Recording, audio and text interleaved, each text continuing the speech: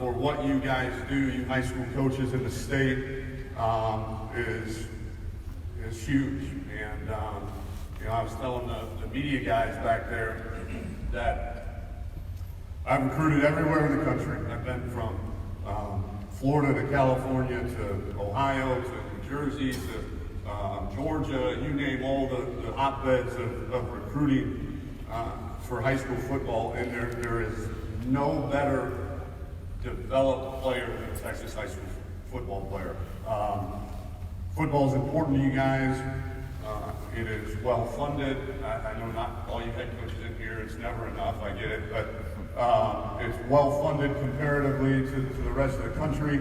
And just the time and resources and effort, the level of coaching that you guys provide your student athletes is second to none. And for that, I want to say thank you. I appreciate you and the things that you do and the impact that you have in these young men's life at an early age. And you know, when we get a kid from our home state at the flagship university of the great state of Texas, we know that we're getting a well-rounded and very well-developed young man. So again, thank you for that. I'm going to go in, I'm going to spend about 30-40 minutes talking about just some culture, some belief systems that we have in our program. Again, the media people ask me, you know, what has changed from my time at the University of Houston to my time at Texas, and really not a whole lot. You know, I don't know if one of these slides, if we'll get to it or not, but we always talk about the price of a championship, and that price is set by the football gods, whatever, and that price is the same for every team in the country. And it's a matter of, are we willing to pay that price from a time, effort, and energy standpoint? And I mean, let's be honest, do we have the talent that if we do pay that price, that we can compete with the teams that do have the talent and are paying that price? And then it's, do we have the culture and infrastructure to develop throughout the course of the season and off season and all that stuff? So this is you know, kind of what we believe at the University of Texas. I don't know how unique it is. Maybe it is, maybe it isn't. But I just want to share a few things with you, and then Drew Maringer, our passing game coordinator, will come up and talk a little bit X's and O's. Prove us right.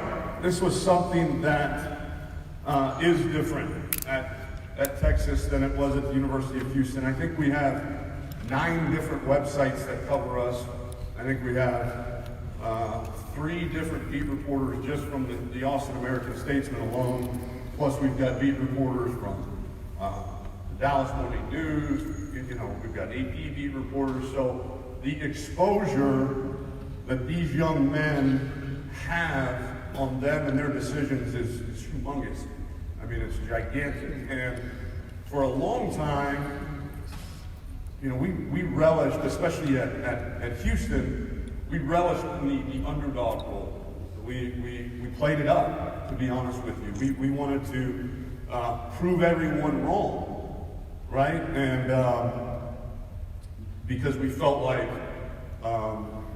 you know, people never really gave us a chance against some of the big boys that we played.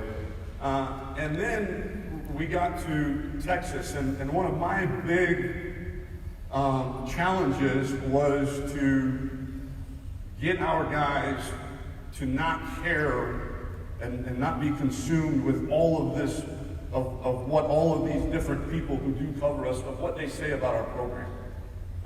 And to try to tune out the noise, if you will. And you know, the best way that we know how to tune out the noise is to turn up the volume of the noise from within our building, of our teammates and our coaches. The more that we turn that volume up, the more the volume of the noise of the outside and all the coverage that we get both positive and negative. You know, we don't want to listen to all that positive stuff either, because it can affect you. But we couldn't do both. And I don't remember who it was that told me, but we were being a bit contradictory when we said, you know, don't listen to all these people, but let's prove everybody wrong. Which inherently, you're saying to yourself, we're going to prove everybody wrong because we care about what everybody says about us, but yet we were talking about not paying attention. So one of our mantras this year that we'll carry with us, or this previous season, was proving us right.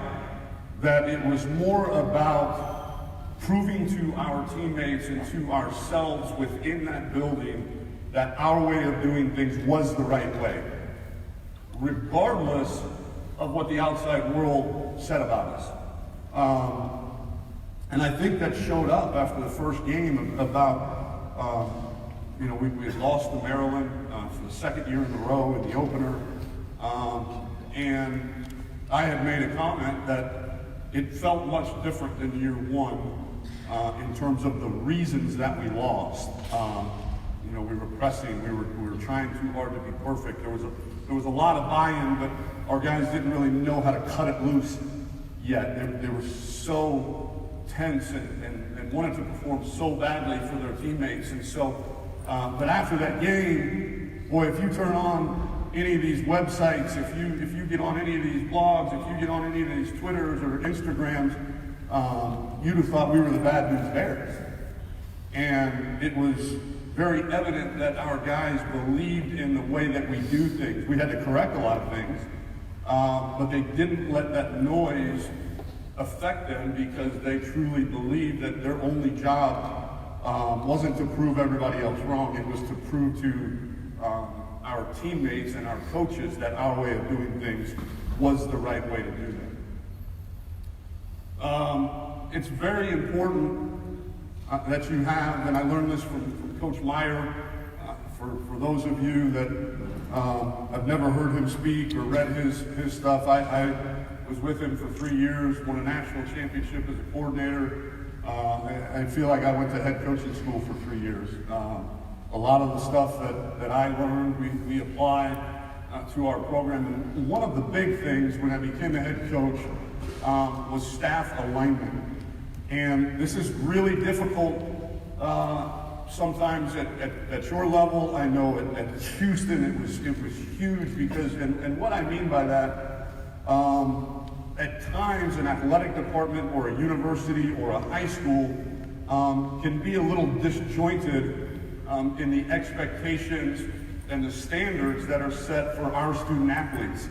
And our job is to make sure that everybody that figuratively lays hands on your student athlete has the same expectations, the same values, and the same standards that you do in your football program. And what do I mean by that? Well, you can't have a rule in your football program that says you've got to be sitting in a team meeting 5 minutes before it starts, or else you're late.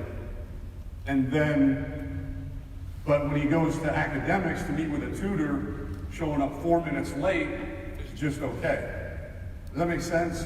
You can't have the nutritionist say, hey, you've got to eat X, Y, and Z, and in the football program, hey, you've got to do X, Y, and Z, and in the football program, if you don't do X, Y, and Z, there's consequences. In the nutrition program, there's not. Then you're sending some really, really mixed messages to these kids. And they are 18 to 22 years old. They are bombarded with messages every day on that little device in our pockets. And we have to make sure, as leaders of organizations, that the messages, when they're in our building, which is only 4 hours a day in season and 2 hours a day out of season. So again, 20 hours outside the building, 4 hours inside, or 22 hours outside and 2 hours inside. So your messages better be concise, and they better be a line throughout every area that touches your student athlete. A couple things that we'll talk about here. Our core values, which are who we are philosophically, just kind of the rules a little bit, if you will. Our pillars of the program, what do we believe we want to be known for? What do we believe that are things that help throughout a program that help you win? And then our plan to win. What each Saturday, what are our goals and objectives specific to each game? And the core values, again, learning from Coach Meyer. Coach Strong actually had them the exact same ones in the program prior to us getting there, so we saved a lot of money on changing signs out, so that was good. But if there really was one that could kind of take care of everything else, it's honesty. Just tell the truth. Be honest with yourself, be honest with your teammates, be honest with your coaches, and usually everything else falls in line. Because very, very few times does a guy really not know what's right and wrong in certain situations. Certainly, treating women with respect. We don't do drugs, we don't steal, and we have no weapons in our program. So what does that mean in terms of core values?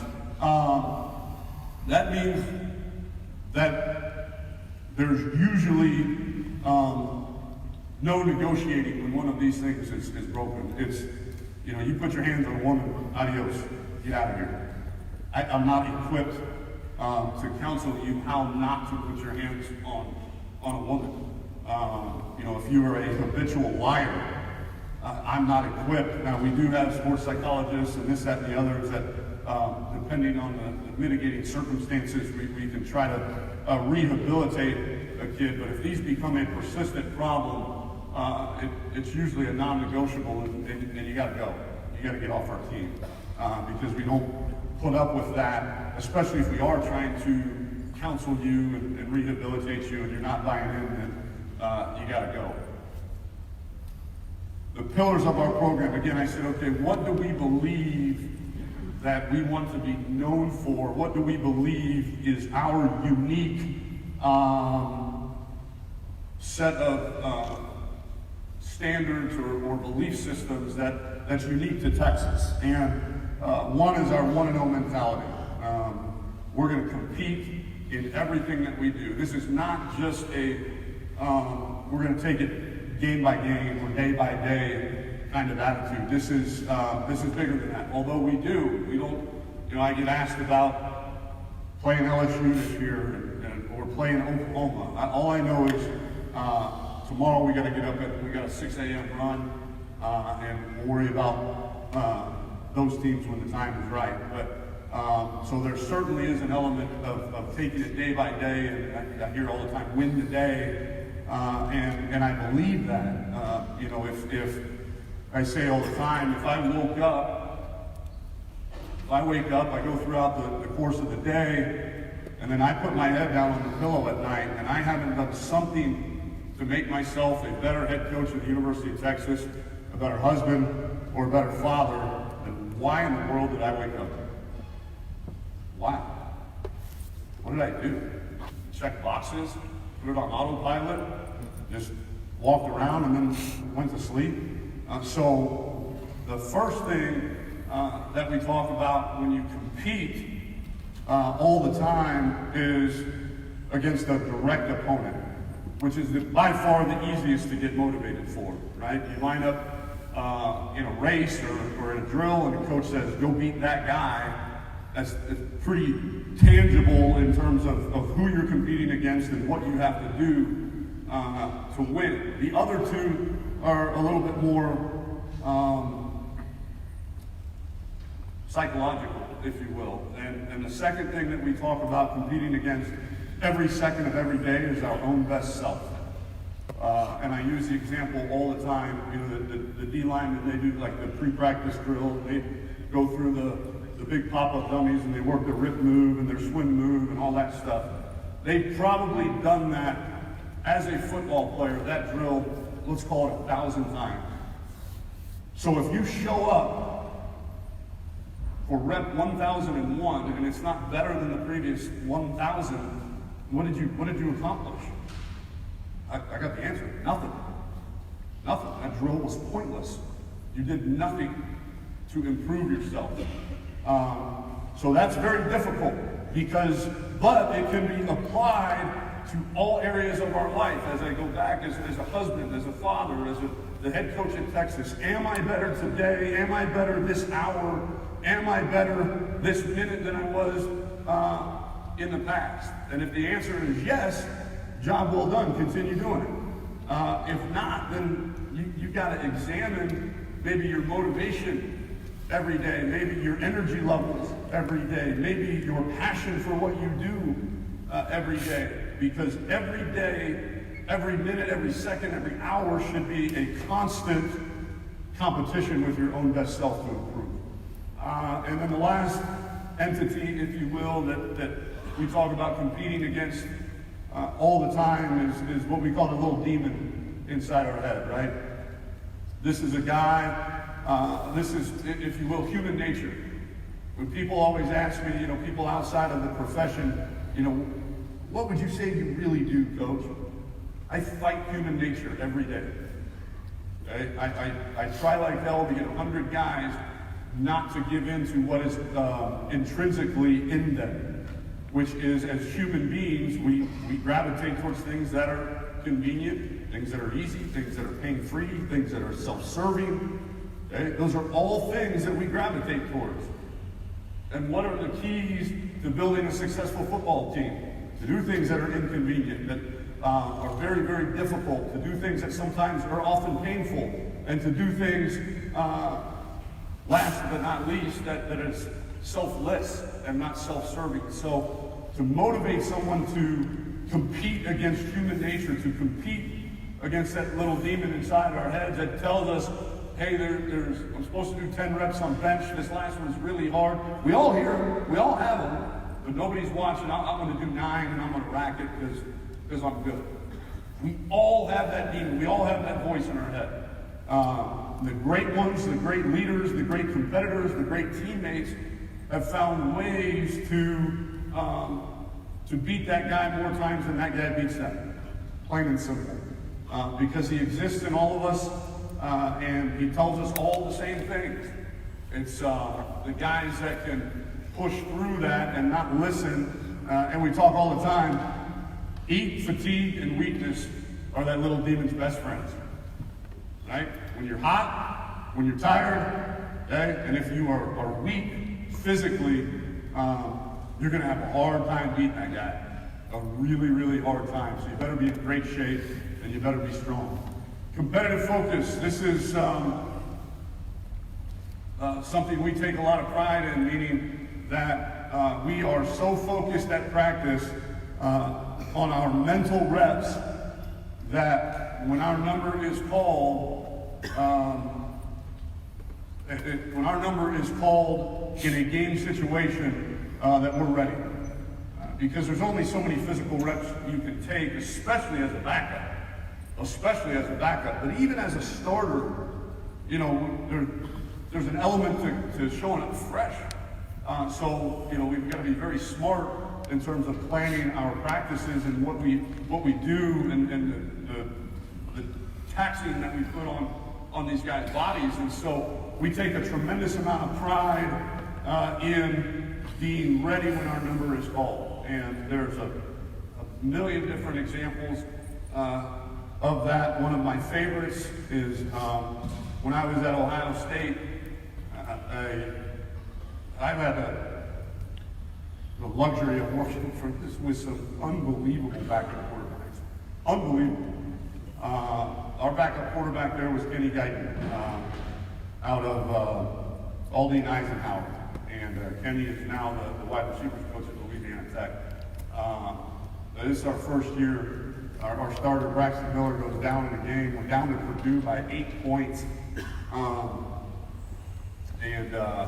Kenny Guyton's got the ball, 72 seconds left. He'd been in pretty much the whole second half. 72 yards to go. I think there was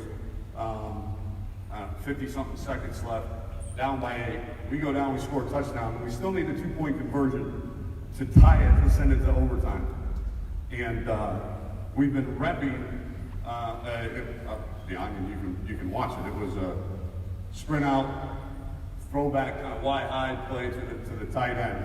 And so every Thursday we rep our 2-point play. That had been our 2-point play for 5 weeks. We hadn't needed it, but we repped it every week. Here's the catch.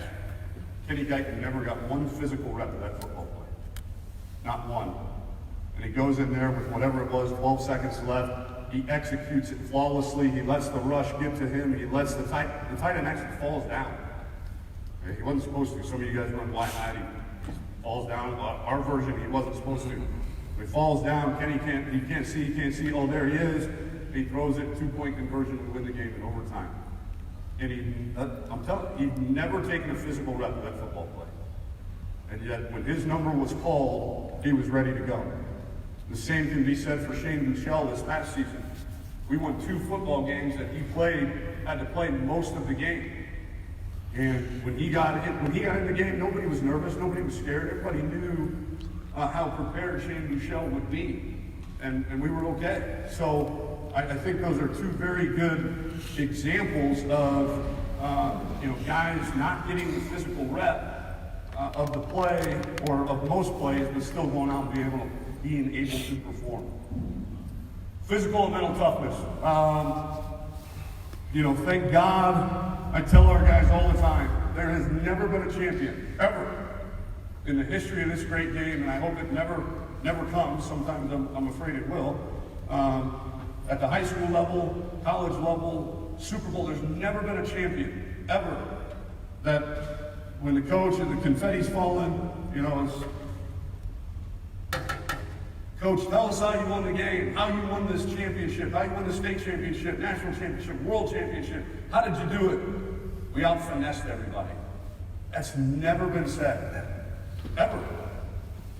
Okay? This great game is physical, and it's tough, and it's won by teams that embrace that. It's won by teams, I get it. You got to have speed. I get it. You got to have skilled athletes, but they better be tough. I believe that, last year's team won all of the games that we did because we embraced that, and we made it our mission every week to be the most physically and mentally tough team on that field every Saturday. Because it takes no talent to do that. None. To put your face on somebody, it takes no talent. Okay? To go, if I'm a wide receiver, to go push crack and go blow up a safety so you can get your running back one-on-one with a corner. To go run and hit on defense takes no talent, takes a lot of effort. A lot of effort. And again, it's painful. But our defense, man, we fly around to the echo of the whistle. If we don't, it used to be us coaches going crazy. Now, it's ingrained in our culture that it's almost like a public shaming if a guy loafs on defense now at practice. I mean, you'll see guys run off the sideline that are watching the play, getting after a guy if he's not sprinting to the echo of the whistle. And then finally, unit pride. Again, as a head coach, I tell guys all the time, well, what's it like being a head coach? The thing that I miss the most is the intimate relationships with my unit, my position group. And so now I've gone from coaching players to coaching coaches. Those 10 guys in that staff meeting room, they're my unit. They're what I take pride in. They're the guys that I try to have tremendous relationships with. Not that I don't with our players, I do, but it's when you've got 115 guys, it's difficult. But that unit pride is developed by the unit leader, by the position coach. And it's basically that you love your unit so much, whether it's you're a wide receiver, you're all those guys, those 12 guys in that room, plus your coaches, you love them so much that it's impossible for you to take any steps that would let them down. Because if you love someone, really truly love someone, then you'll go to the ends of the earth to make them proud. And that's our 4 pillars of the program. And then last, maybe not last, I got a few more minutes. What do we go to, 12:20? Okay. Is our plan to win. This is what we talk about each and every week. And the first one is to play great defense. Okay? Again, in this great game, think about this stat. There's only been one team in the BCS/CFP era, I believe this is still true, but it was just a couple of years ago, that's won a national championship being outside of the top 25 in defense in the country. And that one team was 32nd in defense, and they had a quarterback named Cameron Newton that was pulling the trigger for him. So again, this game is, I know, well, Coach, you've been an offensive coach your whole life, I know. But I also am aware of what it takes to win football games on a week-by-week basis. And so we talk about all the time that it's not just the defense that plays great defense. Again, something I learned from Coach Meyer. The offense's job every series is to get 2 first downs. Okay? Everything after that's great. Okay? Because then we're going to jog a top flight punt team on the field.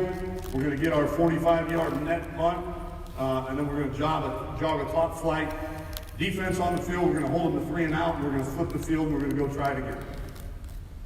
So the offense, protect the football. That's how you play great defense. How did last year's team, we won 10 football games, yet we were one of only 2 schools in all of Division I football that did not have an offensive play over 50 yards. Let that sink in for a second. Okay? 110 games, didn't have an offensive play over 50 yards. How does that happen? What happens because we only had 11 turnovers, or last year's team only had 11 turnovers in 14 games.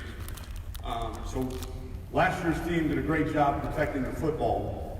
So that's how the offense can. And then obviously special teams, the punt team and the kickoff team, that's the first play of defense.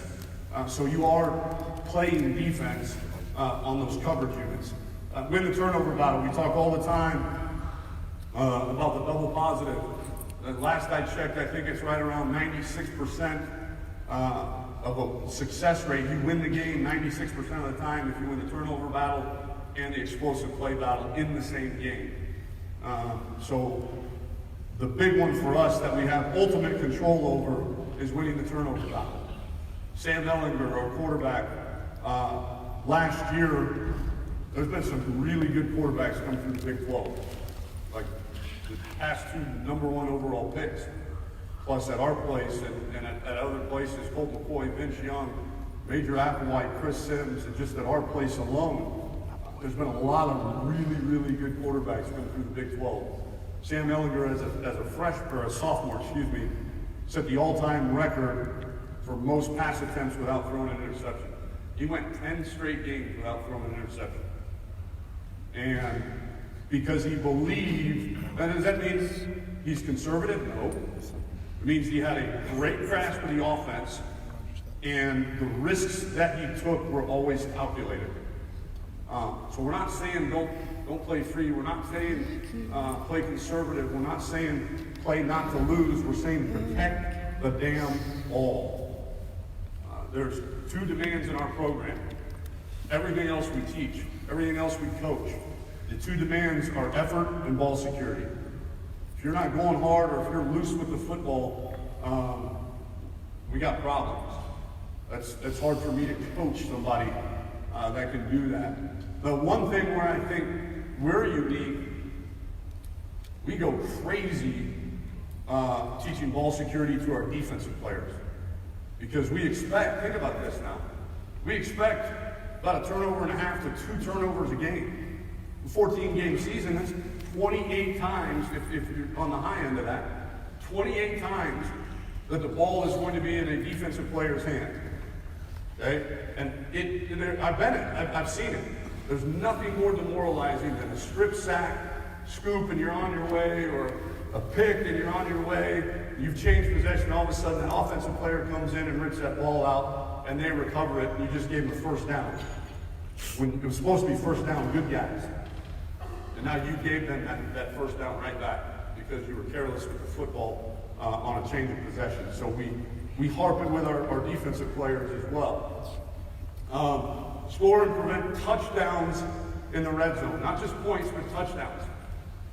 Even the greatest of all defenses, you're going to get to where your back is on the goal line at times. If you hold them to 3, we still got a shot. We still got a shot. And I think we did a phenomenal job of that the past 2 seasons. Our program did. We played really good red zone defense. And you'll see it's also why, coffee's rolling through me. Why we go for it as much as we do down in the red zone, because 7 points, if we can get in and get those 7 points, and our defense for every time, hopefully we're in the red zone more than our opponent. But again, if the red zone trips were equal and we scored touchdowns every time and they scored field goals, we're gonna, you do the math, that's 4 points every trip. We're gonna have a pretty good day. So we talk all the time, it's no surprise when we go for it on 4th down inside the red zone, especially on the goal line. Just philosophically, if you get stopped on the 2-yard line, your opponent's got to go 98 yards. Okay? If I line it, do we have a really good kicker? Absolutely. But if we lined up from the 2 and kicked the field goal, it's pretty automatic. I get that. But if we line up on 4th and 2 and we get in, we have just added 4 points, and the risk was to give your opponent a 98-yard driving distance to score those points. We feel like that is worth the risk, that's worth the risk. And then win the special teams battle. Again, we talk all the time about hidden yardage and about making sure that our net punt is better than their net punt. And we play, if you're an offensive skill player, you're not allowed to touch the football unless you start on at least one special team. Unless there's a safety concern or an injury concern, because those plays are a bit violent. So that's one rule that we have that we stick by pretty adamantly. And then we play all of our, I don't want to say all, but most of our starting punt team are starters on defense or offense. And that's important to me, that they understand how important those units are. Okay, so how do you get the buy-in, right? How do you lay this foundation early? One, you show them how and why it works. The how is some testimony, right? We're blessed enough to have multiple national championships on our staff. Myself, Stan Brayton, Oscar Giles, the list goes on and on. Many more conference championships. So I think when you come in early, if you have some belts on the wall, you can tell those players, hey, this way works. Our way works. So the how is usually pretty easy. Why is a little bit different. And so we have countless education sessions on what we just went over, about the pillars of our program, about going 1-0 every day, and why, about defeating human nature and that little demon in your head. This is an ongoing teaching process that we do all of the time. And we reference the same messages. I've never been a 3rd-year head coach. And so there are some things I saw this spring. Our juniors and seniors have heard me say the same thing now 3 years in a row. I felt like my shtick was getting stale, right? the messages. And so I did, hopefully, what all good coaches do. I reached out to some guys that I feel like would have great answers, mentors of mine, as well as Dabo Sweeney. I called Dabo, and he said something great that I'll never forget. This was just a few weeks ago. And he said, if they can mock you and what you say and how you say it, that means they listen. And that's what, it made sense. And I'm like, well, do I have to bring in all these guest speakers? Do I need to change it up? Do I need a new message? He's like, no, they're listening. And not only are they listening, but again, if they can mock you in your mannerisms and the things that you say and know what you're about to say before you say it, that's a good thing. It's a really good thing. So we always talk about, limiting the amount of messages, the amount of words, the amount of processing that our guys have, and just drilling it over and over and over and over again. You can drill the psychology of your student athletes just like you drill an on-the-field skill. And it is that. It is a drill. Just like if you've got, as Coach Hand talks about an offensive line, they do the same drills, every practice for as long as a kid is there's non-negotiables. And the same is true with the mind and the spirit. So you've got to stay consistent with your messaging and make sure that it's concise and that it's limited. Relationship building. This is big. We better use the word love in our program more than any other country, more than any other team in the country. And because I believe and have believed my entire life that the two greatest motivating factors for a human being are fear and love. And love wins every time. So how do you, as a position coach, as the head coach, how do you get this 18-year-old young man that you've only known through recruiting, sometimes not even that, that we've still got players on our team that we didn't recruit. How do you get them to love you? And we talk about all the time in our program, we spell love, T-I-M-E, time. You have to spend it. Our position coaches should be spending more time with their players than anywhere in the country. Because that's how you develop that esprit de corps, if you will. That's how you develop that true love. And the one of the things that we do is we hold the position coach accountable for everything in that young man's life. If he's making bad grades, I don't go yell at the academic people, I yell at the position coach. If he's losing weight when he's supposed to be gaining weight, I don't go yell at the nutritionist, I yell at the position coach. If he's not getting strong enough, I don't go yell at the strength staff, I go yell at the position coach. And why is that? Because it creates, if you have built these relationships the right way, based upon character, based upon your competence, does your player truly believe that you're going to make him better? Character, does your player truly believe in the things that you stand for and how you express, what's in your soul, what's in your heart, and then have you connected with that player? Is there I don't know the right synonym for connection. Is there a connection? Is there a deep, meaningful connection there? If there is, then when the head coach is getting his ass ripped because of something you did, either on the field or off the field, there should be a bit of a bunker mentality, like, oh, I'm letting my guy down, I gotta pick it up. That's my dude, man. That's Coach Maringer. That's my guy. That's Coach Giles. That's my guy. If you've done it the right way, that should be what happens.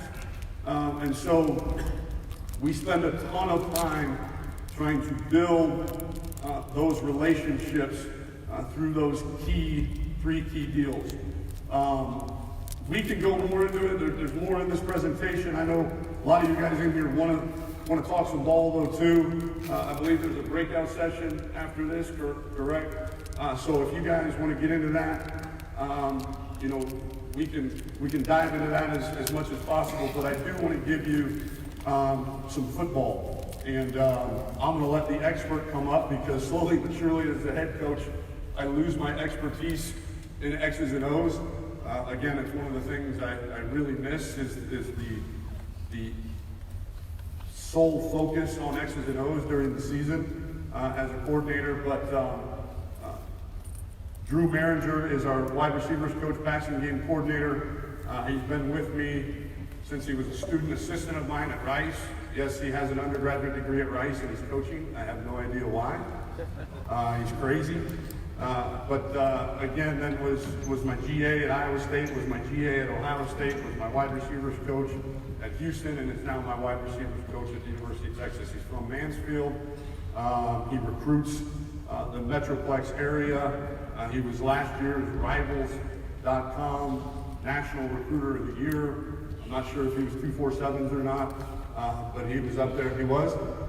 Or he's number 2? Number 2? Pick your game up, man. Does a great job. He's getting married in 2.5 weeks.